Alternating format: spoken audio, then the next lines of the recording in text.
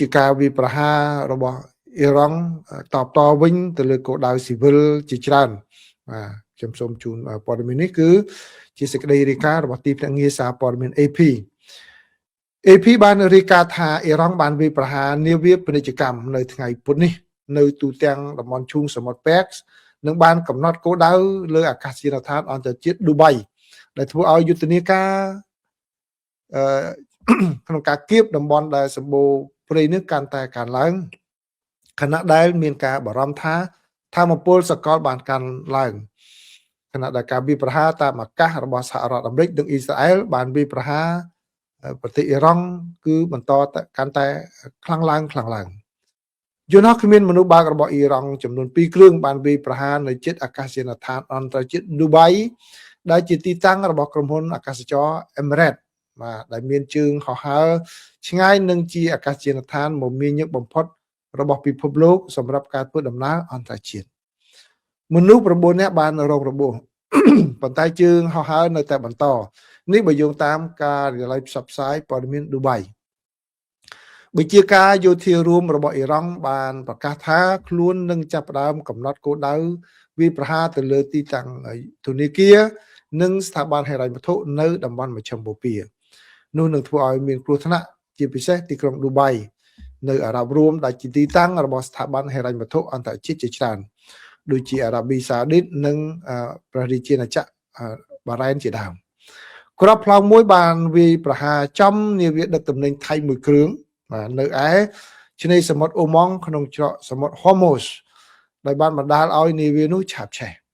អាជ្ញាធរកំពុងស្វែងរកនាវិក3នាក់ដែលបាត់ខ្លួនពីនាវា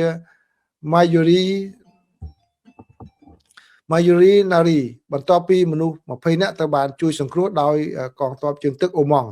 នេះបើយោងតាមនាយកដ្ឋានសមុទ្ររបស់ថៃប្រទេសគុយវ៉ែតវិញបាននិយាយថាក្រសួងការពារជាតិរបស់ខ្លួនក៏បានបាញ់ទម្លាក់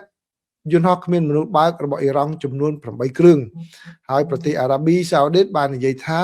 ខ្លួនបានស្ទាក់ចាប់យន្តហោះគ្មានមនុស្សបើកចំនួន8គ្រឿងដែលធ្វើដំណើរឆ្ពោះទៅកាន់វាលព្រៃ Shaiba របស់ព្រះរាជាណាចក្រនេះ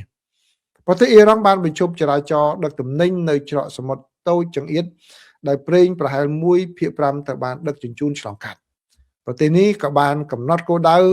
វាប្រហារលើវាលព្រេងនិងរោងចក្រចម្រាញ់ប្រេងនៅក្នុងប្រទេសអារ៉ាប់នៅឈូងសមុទ្រផងដែរដែលមានគោលបំណងបង្កើតការឈឺចាប់សេដ្ឋកិច្ចពិភពលោក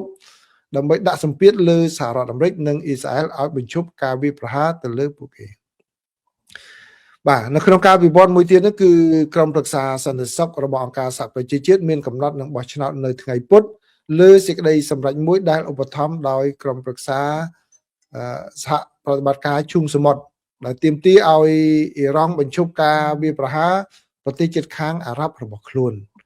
សាក្សីបានរាយការណ៍ពីការវាយប្រហារតាមអាកាសជាបន្តបន្ទាប់ទៅលើទីក្រុងតេហ៍រ៉ង់វិញផងដែរបន្ទាប់ពីអ៊ីស្រាអែលបាននិយាយថាខ្លួនបានបន្តការវាយប្រហារការផ្ទុះក៏ត្រូវបានគេលឺនៅក្នុងទីក្រុងបេរុតដែលនៅភាគខាងត្បូងប្រទេសលីបង់បន្ទាប់ពីអ៊ីស្រាអែលបាននិយាយថាខ្លួនកំពុងវាយប្រហារគោលដៅដែលជាប់តាក់ទងនឹងពួកសកម្មប្រយុទ្ធ Hezbollah ដែលគ្រប់គ្រងដោយអ៊ីរ៉ង់បាទនៅទីនោះគឺមានរបួសនិងស្លាប់ជនស៊ីវិលច្រើនផងដែរមកយ៉ាងហោចណាស់គឺអ្នកបើតាមសេចក្តីរាយការណ៍ចុងក្រោយគឺយ៉ាងហោចណាស់ក៏មានជនស៊ីវិលចំនួន4នាក់ដែរបានស្លាប់បាត់បង់ជីវិតបាទនេះគឺជាការវាយប្រហារគ្នាចូលដល់ថ្ងៃទី12ដែរហើយណាគឺដកឃ្លាចេញពីនៅមជ្ឈិមបូព៌ាបន្តិចគឺមកខាងអ៊ុយក្រែនវិញម្ដងដើម្បីកុំឲ្យប្រិមិត្តពីភ្លេចការវិវត្តស្ថានភាពនៅទីនោះអ៊ុយក្រែនបានអះអាងថាខ្លួនបានដណ្ដើមយកទឹកដីស្ទើរតែទាំងស្រុងរបស់ខ្លួននៅក្នុងតំបន់សំខាន់មួយដែលលោក Vladimir Putin ចង់ប្រែក្លាយទៅជាតំបន់ទ្រនាប់លោកឧត្តមសេនីយ៍ Alexander Komarenko បានប្រាប់អ្នកយកព័ត៌មានថាកងទ័ពអ៊ុយក្រែនឥឡូវនេះបានគ្រប់គ្រងតំបន់ Dnipropetrovsk ស្ទើរតែទាំងអស់ហើយបន្ទាប់ពីបានរំដោះផ្ទៃដី400គីឡូម៉ែត្រការ៉េក្នុងការវាយប្រហារបកវិញលោកបាននិយាយថាការនេះធ្វើឲ្យខូចទៅដល់យុទ្ធសាស្ត្រប៉ុនប៉ងរបស់រុស្ស៊ីក្នុងការដណ្ដើមយកទឹកដីមួយកន្លែងដែលហួសពីការទាមទារបញ្ជាក់របស់ខ្លួននៅក្នុងតំបន់ Donbas ដើម្បីធ្វើជាតំបន់ទ្រនាប់និងដើម្បីគ្រប់គ្រងការធ្វើប្រតិបត្តិការវិលុកបន្ថែមទៀត vàនេះជាការវិវត្តមួយmàអញ្ចឹងគឺផែនការរបស់លោកពូទីនគឺដកថយបន្តិចហើយដោយសារតែអ៊ុយក្រែនគាត់វាប្រហារសងសឹកបានខ្លាំងវិញនៅក្នុងការវិវត្តមួយទៀតគឺវាមានកម្លាំងបានថ្លែងនៅថ្ងៃពុធនេះដោយចាប់ប្រកាន់អ្នកឯកទេសអង់គ្លេសថាបានជាប់ពាក់ព័ន្ធនឹងការវាប្រហារដ៏សាហាវរបស់អ៊ុយក្រែនទៅលើទីក្រុង Bryansk របស់រុស្ស៊ីដែលបានប្រើប្រាស់មីស៊ីលប្រភេទ Storm Shadow របស់អង់គ្លេសហើយបាននិយាយថាខ្លួននឹងពិចារណាអំពីទូនាទីរបស់អង់គ្លេសនៅក្នុងការវាប្រហារនេះអភិបាលតំបន់ Bryansk បាននិយាយថាការវាប្រហារកាលពីថ្ងៃអង្គារបានសម្លាប់ជនស៊ីវិលយ៉ាងហោចណាស់6នាក់និងរបួស37នាក់នៅក្នុងអ្វីដែលលោកហៅថាការវាប្រហារដោយមីស៊ីលភេរវកម្មដោយមិនបាននិយាយថាអ្វីទីតាំងអ្វីដែលមីស៊ីលនោះវាប្រហារចំនោះទេអ៊ុយក្រែនបាននិយាយថាខ្លួនបានវាប្រហាររោងចក្រសំខាន់មួយដែលផលិតគ្រឿងបន្លាស់មីស៊ីលទីក្រុងមូស្គូបានចោទប្រកាន់ថាខ្លួនបានគឺអ៊ុយក្រែនបានកំណត់ការវាប្រហារទៅលើគោលដៅស៊ីវិលដោយចេតនានៅពេលទីភ្នាក់ងារសារព័ត៌មាន Reuters សួរថាតើនឹងមានការឆ្លើយតបផ្នែកយោធាចំពោះការប្រើប្រាស់មីស៊ីលរបស់អង់គ្លេសប្រឆាំងនឹងទឹកដីអធិបតេយ្យភាពឬអត់នោះអ្នកនាំពាក្យវិមានក្រមឡាំងលោក Dmitry Peskov បាននិយាយថារុស្ស៊ីនឹងគិតគូរអំពីការចូលរួមរបស់អង់គ្លេសនៅក្នុងប្រតិបត្តិការនេះហើយពីខាងទីក្រុងឡុងប្រទេសអង់គ្លេសវិញមិនទាន់មានការអត្ថាធិប្បាយភ្លាមនៅឡើយទេទោះបីជារុស្ស៊ីបាននិយាយម្ដងហើយម្ដងទៀតថាអ៊ុយក្រែនមិនអាចធ្វើកិច្ចការនេះដោយខ្លួនឯងទេគឺត្រូវការជំនួយបច្ចេកទេសអ្នកជំនាញពីខាងប្រចាំប្រទេសនឹងទិន្នន័យកំណត់គោលដៅដែលផ្គត់ផ្គង់ដោយលោកខាងលិចគឺដែលមានរូបភាពកែរណបនោះគឺអាចនឹងយកមកប្រើប្រាស់ដើម្បីបាញ់មីស៊ីលទំនើបចូលទៅក្នុងប្រទេសរុស្ស៊ីឲ្យបានជ្រៅយ៉ាងណាក៏ដោយបាទនេះគឺជាការវិវត្តនៅក្នុងកម្មវិធីបច្ចុប្បន្នភាពអន្តរជាតិណាបាទគឺពាក់ព័ន្ធជាមួយនឹងការស្ទង់មតិស្ទង់មតិតកតងនឹងសង្គ្រាមនៅក្នុងប្រទេសអ៊ីរ៉ង់ហ្នឹងតើពលរដ្ឋអាមេរិកមានការគ្រប់គ្រងយ៉ាងណាបាទបើយោងតាមការស្ទង់មតិរបស់សាកលវិទ្យាល័យ Quinnipiac នៅក្នុងរដ្ឋ Connecticut បានឲ្យដឹងថាក្នុងរយៈពេលមួយសប្តាហ៍កន្លះចូលទៅក្នុងសង្គ្រាមវាប្រហារតាមអាកាសរបស់សហរដ្ឋអាមេរិកនិងរួមគ្នាជាមួយអ៊ីស្រាអែលទៅលើប្រទេសអ៊ីរ៉ង់នោះគឺមតិសាធារណៈរបស់ពលរដ្ឋអាមេរិកចុងក្រោយនេះបានបង្ហាញថា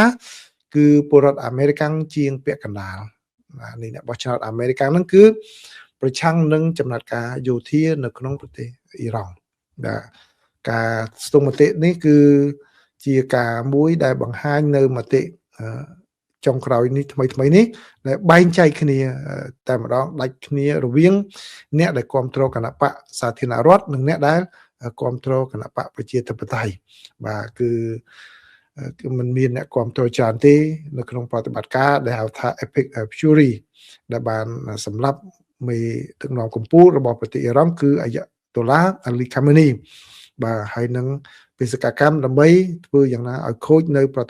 កងកម្លាំងយោធារបស់អ៊ីរ៉ង់បើតាមរដ្ឋផលនៃការស្ទង់មតិនេះបានឲ្យដឹងថាគឺអ្នកបោះឆ្នោតអាមេរិកចំនួន 53% បាទដែលគេបានសួរហ្នឹងគឺបានប្រឆាំ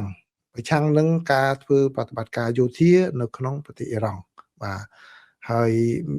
មានតែចំនួន 40% តែប៉ុណ្ណោះដែលគ្រប់គ្រងប្រតិបត្តិការនោះបាទហើយការស្ទង់មតិនេះបានធ្វើឡើងកាលពីថ្ងៃសុក្ររហូតដល់ថ្ងៃអាទិត្យបាទសុក្រនៅថ្ងៃអាទិត្យមកនៅសហរដ្ឋអាមេរិកនេះណាបាទក៏ប៉ុន្តែបើយោងតាមការស្ទង់មតិរបស់ខាង Fox News វិញដែលបានធ្វើកាលពីថ្ងៃទី28ដល់ថ្ងៃទី2ខែមីនាវិញគឺបានបង្ហាញថាពលរដ្ឋអាមេរិកគឺមានមតិ50-50ម្នាក់50ពាក់កណ្ដាលគ្រប់គ្រងពាក់កណ្ដាលទៀតមិនគ្រប់គ្រងទេ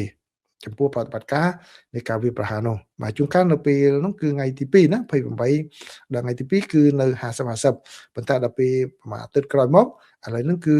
បាទចំនួនអ្នកដែលមិនគ្រប់គ្រងនោះកាន់តែកើនឡើងអញ្ចឹងដូច្នេះមួយអាទិត្យក្រោយទៀតអាចនឹងផ្លាស់ប្ដូរផ្សេងទៀតអញ្ចឹងដូច្នេះបានជាសារព័ត៌មានគាត់ដាក់ច្បាស់ណាអត្ថបទនេះអត្ថបទរបស់ Fox News បាទអត្ថបទ Fox News តែម្ដងបាទខ្ញុំដាក់នេះដើម្បីឲ្យដឹងពីព្រោះ Fox News គាត់គ្រប់គ្រងលោកប្រធានាធិបតីអញ្ចឹងសេចក្តីរាយការណ៍ដើម្បីឲ្យបាន ថាមានតលយៈភាពបើទោះបីជាខាងសារព័ត៌មានដែលគ្រប់គ្រងលោកប្រធានាធិបតីក៏នៅតែរីកាអញ្ចឹងដែរដូច្នេះគាត់នៅក្នុងអត្ថបទរបស់គាត់ព្យាយាមបញ្ចូលនៅការស្ទង់មតិរបស់ Fox News ដែរគឺកាលពីថ្ងៃទី28ដល់ថ្ងៃទី2បង្ហាញថាមតិរបស់ពលរដ្ឋអាមេរិកហ្នឹងគឺបែងចែកគ្នាពាក់កណ្ដាល50គ្រប់គ្រង50ទៀតមិនគ្រប់គ្រងទេបាទដូច្នេះការស្ទង់មតិពេលនោះដោយខាងមតិភាគច្រើនបាទដោយការស្ទង់មតិជាតិចំនួន3ផ្សេងគ្នាក៏បានបង្ហាញនៅការភាគច្រើនបាទភាគច្រើនគឺពាក់កណ្ដាលដែលថាគ្រប់គ្រងប្រតិបត្តិការនោះហើយនៅពាក់កណ្ដាលទៀតគឺមិនគ្រប់គ្រងទេការស្ទង់មតិនេះក៏បង្ហាញឲ្យឃើញនៅការបែងចែកគ្នារវាងអ្នកដែលមាននិន្នាការគ្រប់គ្រងគណៈបកប្រជាធិបតេយ្យនិងអ្នកដែលមាននិន្នាការគ្រប់គ្រងគណៈបកសាធារណរដ្ឋផងដែរចំពោះការប្រយុទ្ធគ្នានេះបាទបើតាមការបង្ហាញតួលេខគឺជាងពាក់កណ្ដាលជាង8ថាក្នុងចំណោមអ្នកដែលគ្រប់គ្រងគណៈបកសាធារណរដ្ឋ10អ្នកហ្នឹងគឺមាន8អ្នកដែលខាង Fox News គាត់សួរហ្នឹងគឺគេគ្រប់គ្រងបាទឲ្យធ្វើប្រតិបត្តិការយោធាប្រឆាំងនឹងអ៊ីរ៉ង់បាទក្នុងគណៈពេលដែល6អ្នកក្នុងចំណោម10អ្នកនិយាយថាគឺចំណាត់ការរបស់លោកប្រធានាធិបតីហ្នឹងធ្វើឲ្យសហរដ្ឋអាមេរិកកាន់តែមានសមត្ថភាពជាងមុនអានេះខាងអ្នកគ្រប់គ្រងគណៈបកសាធារណរដ្ឋរបស់លោកប្រធានាធិបតីដែលឡែកអ្នកដែលគ្រប់គ្រងគណៈបកប្រជាធិបតេយ្យនិងអ្នកឯករាជ្យវិញអ្នកដែលមិនគ្រប់គ្រងបកណាហើយនិងអ្នកដែលគ្រប់គ្រងគណៈបកប្រជាធិបតេយ្យវិញគឺ8ទល់នឹងក្នុង10នាក់គឺមាន8នាក់ហើយដែលមិនយល់ស្របជាមួយនឹងប្រតិបត្តិការយោធានឹងទេនឹងការវិប្រហារទៅលើប្រទេសអ៊ីរ៉ង់ទេបាទហើយគេបាននិយាយថាការដែលលោកប្រធានាធិបតីធ្វើដូច្នេះវាបែរជាធ្វើឲ្យសហរដ្ឋអាមេរិកកាន់តែមិនសូវមានសមត្ថភាពទៅវិញទេបាទដូច្នេះគឺ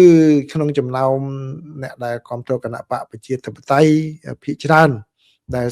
ខាងសាកលវិទ្យាល័យ Quinnipiac បានសម្ភាសវិញបាទមុននេះបន្តិចគឺ Fox News សម្ភាសឥឡូវខាងសាកលវិទ្យាល័យគាត់សម្ភាសវិញគឺបាទ6អ្នកក្នុងចំណោម10អ្នកនៃអ្នកដែលមិនគ្រប់គ្រងគណៈបកណាមួយនោះបានប្រឆាំងនឹងការវាយប្រហារទៅលើប្រទេសអ៊ីរ៉ង់បាទដោយក្នុងនោះគឺ85%នៃអ្នកដែលគ្រប់គ្រងគណៈបកសាធារណរដ្ឋហ្នឹងគឺគ្រប់គ្រងឲ្យមានចំណាត់ការយោធាបាទដូច្នេះជាសរុបមកវិញគឺការស្ទង់មតិបានបង្ហាញនៅការបែងចែកគ្នារវាងអ្នកដែលគ្រប់គ្រងគណៈបកប្រជាធិបតេយ្យនិងគណៈបកសាធារណរដ្ឋចំពោះសង្គ្រាមនេះប៉ុន្តែទោះបីជាយ៉ាងណាក៏ដោយលទ្ធផលចុងក្រោយនេះបង្ហាញថាជាងពាក់កណ្ដាលនៃប្រជាពលរដ្ឋអាមេរិកមិនគ្រប់គ្រងទៀតទេបាទនេះគឺជាការវិវត្តចុងក្រោយណាបាទដូច្នេះតើការស្ទង់មតិរយៈពេល4-5ថ្ងៃទៅមុខទៀតឬក៏មួយសប្តាហ៍ទៅមុខទៀតតើនៅដដែលឬក៏មានការផ្លាស់ប្ដូរយ៉ាងម៉េចហ្នឹងគឺការស្ទង់មតិវាផ្លាស់ប្ដូរទៅនឹងដែរពលរដ្ឋអាមេរិកណាបាទតើប្រិមិត្តពេលដែលស្ដាប់ព័ត៌មាននេះហើយតើប្រិមិត្តយល់យ៉ាងណានៅចុងព័ត៌មាននេះចាំខ្ញុំពន្យល់ឲ្យប្រិមិត្តវិញយល់វិញម្ដងបាទអញ្ចឹង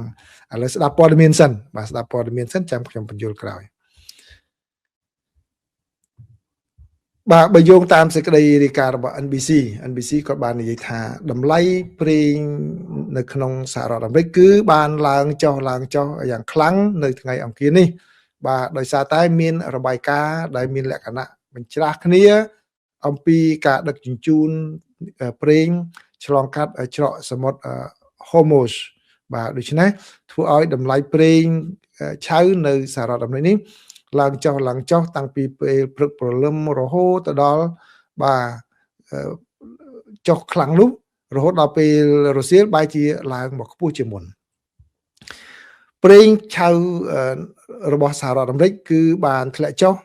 19% ដោយធ្លាក់មកដល់តម្លៃ$77ក្នុង1បារ៉ែលបាទនៅពេលព្រឹកវិញតែមក$77ក្នុង1បារ៉ែលបាទក៏ប៉ុន្តែបានឡើងមកដល់$89វិញនៅម៉ោង4រសៀលបាទ4រសៀលម៉ោងនៅរដ្ឋធានី Washington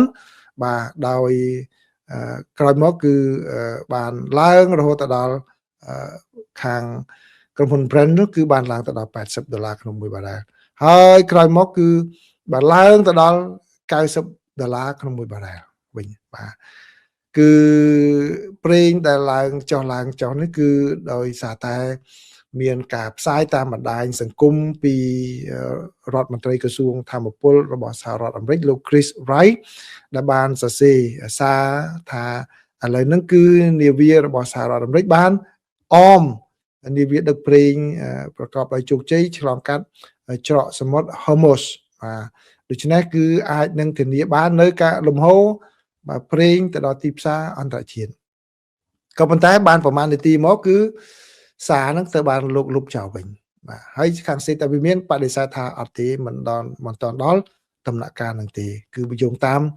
អ្នកនាំពាក្យសេតវិមានអ្នកស្រី Caroline Levitt បាននិយាយថាអត់ទេការពិតគឺមិនចឹងទេអ្នកស្រីបានបញ្ជាក់ថាយោធាកងទ័ពជើងទឹករបស់សហរដ្ឋអាមេរិកមិនទាន់បានអមនាវាណាមួយឬក៏កប៉ាល់ណាមួយនៅឡើយទេមកដល់ម៉ោងនេះបាទលោកស្រីបាននិយាយថាសហរដ្ឋអាមេរិកគ្រាន់តែបាទសុខចិត្តអមនាវាទាំងអស់នោះឆ្កកនាវាទាំងអស់នោះប្រសិនបើមាននាវាណាត្រូវការឆ្លងកាត់ទៅកន្លែងនោះប៉ុន្តែមិនទាន់មាននៅឡើយទេបាទអញ្ចឹងទៅតម្លៃប្រេងកាតឆៅបាទឥឡូវនេះបានឡើងទៅវិញបាទហើយធ្វើឲ្យទីផ្សារភាគហ៊ុនហ្នឹងក៏ឡើងចុះផងដែរបាទនេះគឺជាព័ត៌មានតាក់ទងជាមួយនឹងបញ្ហាប្រេងតែប្រិមិត្តបានស្ដាប់មើលតើយល់យ៉ាងណាដែរបាទនឹងខ្ញុំនិយាយដើម្បីបញ្យល់ប្រិមិត្តឲ្យយល់ទាំងអស់គ្នាទេប្រេងក្នុងមួយថ្ងៃឡើងចុះពី77ទៅដល់$90គឺអ្វីស៊ីសងលើមាត់ពួកឈ្មួញទេបាទគឺរដ្ឋាភិបាលអត់គ្រប់គ្រងទៅលើនឹងបានទេគេនៅសហរដ្ឋអាមេរិកអត់គ្រប់គ្រងបានទេប្រេងនៅតែដែរអត់ទាន់ខកតាណាទេប៉ុន្តែសែមួយបារ៉ែលធ្លាក់មក77ក៏ថា77ទៅអាប្រេងនៅក្នុងស្តុកដដែលហ្នឹងប្រេងស្តុកដដែលប៉ុន្តែដោយសារអត់គេនិយាយតិចគាត់ឡើងមក$90អញ្ចឹងមិនមែនជារឿងខ្វះប្រេងទេបាទជារឿងដែលឈ្មួញទាំងអស់គាត់ក្លុកទីផ្សារដើម្បីចំណេញរបស់គាត់ហ្នឹងបាទអញ្ចឹងដូច្នេះនេះនៅសហរដ្ឋអាមេរិកណានៅសហរដ្ឋអាមេរិកណាខ្ញុំមិនមែនកាន់ជើងអាមេរិករហូតដល់ថ្នាក់ពេលខ្លះនិយាយទាំងងងឹតងងល់ឲ្យប្រិមិត្តមិនយល់អីទេបាទមិនមែនល្អគ្រប់យ៉ាងទេបាទគឺពួកឈ្មួញប្រេងហ្នឹងគេក្លុកទីផ្សារចឹងមកប្រេងមួយថ្ងៃមាននរណាដែលប្រើអស់ប្រេងភ្លាមមួយថ្ងៃនៅអាមេរិកហ្នឹងមិនក៏ព្រលឹមឡើងប្រេងធ្លាក់មក$77ក្នុងមួយបុរាណអាចលក់បានគាត់ថាគេនិយាយទីចុះឡើងធ្លាក់ឡើងមកល្ងាចឡើងមកដល់$90ជាងវិញអត់ប្រេងនេះយ៉ាងម៉េចជារឿងក្លុកទីផ្សារប្រេងដោយឈ្មួញប្រេងធំដែលគ្រប់គ្រងទីផ្សារហ្នឹងឯងបាទនេះគឺជាព័ត៌មានដែលខ្ញុំដកសងមកហើយខ្ញុំពន្យល់ឲ្យប្រិមិត្តយល់បានបន្ថែមទៅលើរឿងហ្នឹងបាទអញ្ចឹងសូមអរគុណប្រិមិត្តច្រើនណាស់ដែលបានចូលមកទទួលយកការចែករំលែកព័ត៌មានរបស់ខ្ញុំនេះបាទសូមអរគុណសូមជម្រាបលា